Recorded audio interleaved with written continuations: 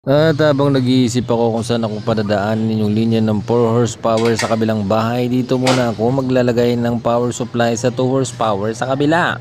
Ganda talaga dito kay Sir Olin, may kape. Shoutout sa kay Buddy. Yung bata ni ni Architect Benji.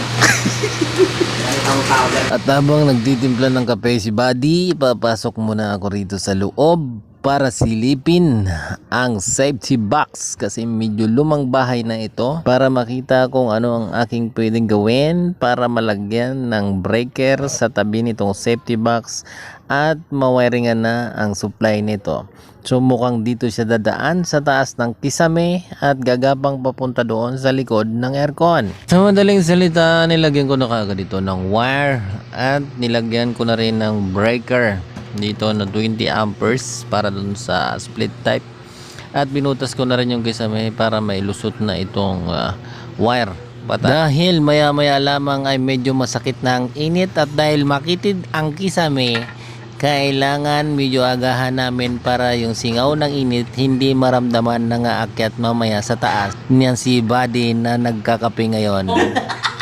Pwede naman pala ilagay sa ilalim at ipitin ng nut. Bakit kailangan pang ipulupot? Oh my goodness. Goods na yan at kailangan na nating hatakin. So itatas natin ng safety box. All goods. So tayo na at mag-wiring. Isusuksok na natin sa taas ang wire para magapang na ni Buddy.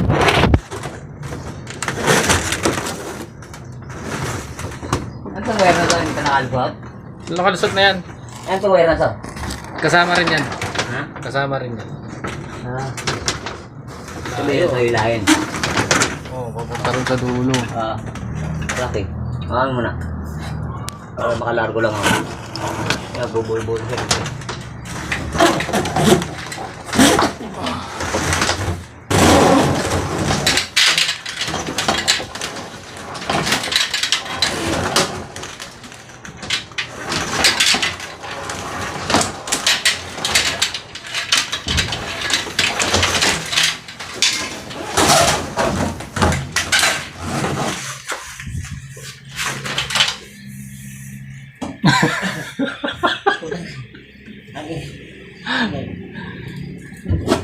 Doon ka na sa kabila, ako na bahala dyan. Maganda.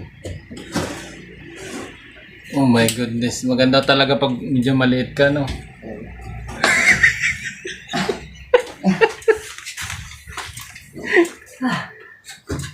Grabe ang Janet.